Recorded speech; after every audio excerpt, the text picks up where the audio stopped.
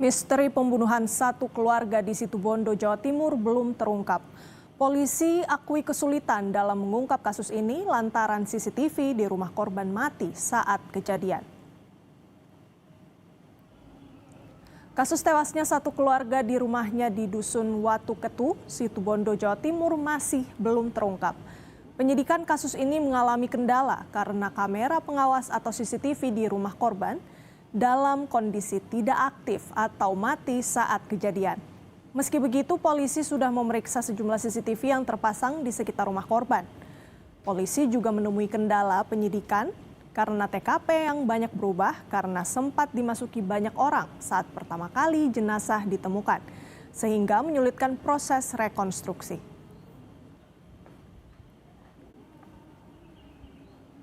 Sudah dimasuki pihak-pihak di luar kita, ya, petugas. Artinya kita belum melakukan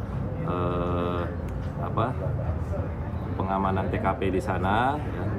Kemudian di sana juga kita mengambil CCTV. Ya, kesulitannya karena sesaat sebelum kejadian kita duga sudah dalam kondisi mati. Atau ada kesengajaan, memang sengaja dimatikan.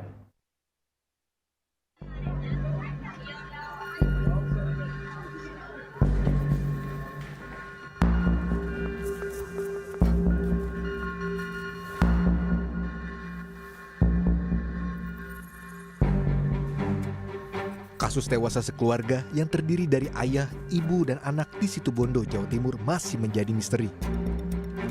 Usai diotopsi, jenazah ayah, ibu, dan anak dimakamkan di dua tempat berbeda di TPU Kecamatan Besuki, Kabupaten Situbondo, dan Pamekasan, Jawa Timur. Guna mengungkap kasus kematian satu keluarga ini, polisi melakukan olah TKP lanjutan. Sejumlah barang dan perabotan rumah tangga seperti sapu dan perlengkapan lain diamankan sebagai barang bukti. Selain itu, polisi telah memeriksa 4 orang saksi. Olah TKP ya lanjutan, ya mudah-mudahan ada petunjuk-petunjuk. Ya. Sementara masih 3-4 orang saksi, tapi sambil berjalan ya, artinya pihak-pihak yang kira-kira kita butuhkan keterangan ya pasti akan kami mintai keterangan. Sebelumnya, jasad ketiga korban pertama kali ditemukan oleh kerabat yang datang ke rumah. Ketiga korban ditemukan di 2 lokasi berbeda dengan luka senjata tajam. Info dari warga itu bapaknya, memang bapaknya ngaku, saya tadi yang tahu sendiri, bapaknya Mbak Suning, bapaknya almarhumah, yang tahu itu. Pas mau ke sini tiba-tiba? Iya, jadi tahu-tahu sudah meninggal anaknya, terus laporan Pak Kampung. Jadi Pak Kampung langsung ke lokasi memberitahu saya. Pihak keluarga berharap polisi segera mengungkap kasus dugaan pembunuhan satu keluarga ini hingga tuntas. Tim Liputan, Kompas TV.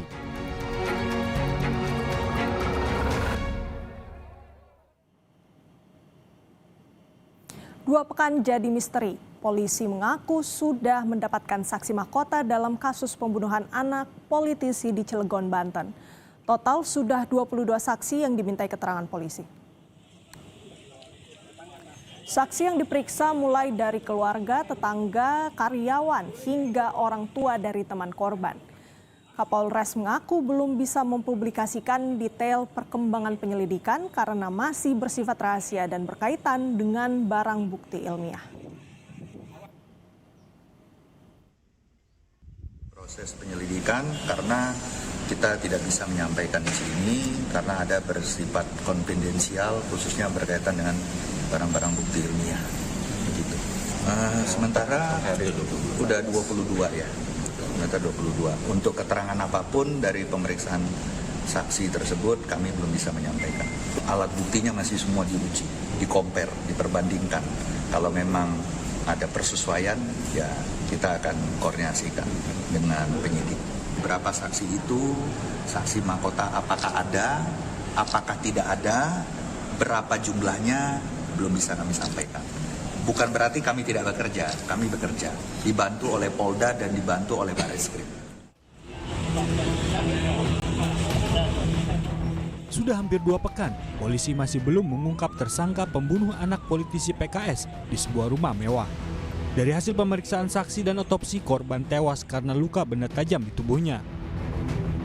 Polisi mengungkap rumah mewah tempat ditemukannya jasad korban tidak memiliki petugas keamanan dan CCTV di rumah itu juga mati sejak 2023. Kapolda Banten menegaskan hingga kini penanganan perkara masih dalam tahap penyelidikan. Penyidik masih mendalami keterangan sejumlah saksi yang merupakan orang terdekat korban untuk mencari motif pembunuhan.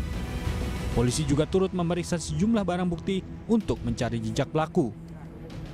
Saya tidak akan menyampaikan perkembangannya, masih dalam tahap penyelidikan. Ya, masih dalam tahap penyelidikan. Teknis penyelidikan kami tidak uraikan di sini. Kasus bakal ditarik ke Polda bagaimana? Siapa? Kasus. Memang sudah ditarik di Polda, gabungan Polda dan Polres Cilegon. Yang dipimpin oleh Pak Dirkrim Ketua timnya Pak Dirkrim Masih dalam tahap penyelidikan, kita dalami pemeriksaan saksi dan sebagainya. Termasuk kita sudah mendatangkan lapor. Mudah-mudahan yang mendengar mencari ada informasi, segera informasikan ke kita. Sementara itu, pakar kriminolog Ada Hanifah Hasna mengatakan motif dalam kasus ini merupakan motif emosional. Menurutnya, ada yang ingin disampaikan pelaku kepada keluarga korban terhadap kasus pembunuhan ini. Baik, kalau kita melihat bentuk kejahatannya sejauh ini motif emosional. Apakah itu terkait dengan politik, bisnis, atau yang lain-lain, tapi setidaknya di dalam motif tersebut ada motif emosionalnya gitu.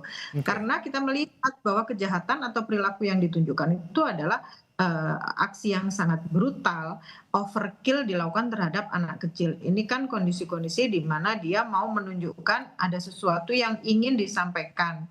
Jadi ada pesan-pesan simbolik dalam kejahatan seperti ini. Jadi kalau kita harus menentukan apakah ini bisnis, apakah ini politik, kita tetap harus melakukan kajian lebih lanjut. Tapi dalam hal ini ada motif, ada kondisi-kondisi emosional yang tidak bisa dikendalikan. Baik. Terkait lamanya waktu pengungkapan kasus, pakar psikolog forensik Reza Indragiri menyatakan polisi harus dengan hati-hati menginvestigasi satu persatu barang bukti, terlebih dengan tidak berfungsinya CCTV di lokasi kejadian. Itu hitung-hitungan saya, kalau kita pakai batas waktu bawah, maka diperkirakan butuh sekitar 16 hari bagi pengungkapan kasus pembunuhan. Dengan asumsi sedemikian rupa, maka perhitungan saya pada awal Januari 2026, pihak Polda akan bisa mengumumkan siapa kira-kira yang menjadi pelaku dalam peristiwa ini. Hingga saat ini, sebanyak 15 orang saksi telah diperiksa yang berasal dari orang terdekat korban. Tim Liputan, Kompas TV. Hendak ke pasar, ibu rumah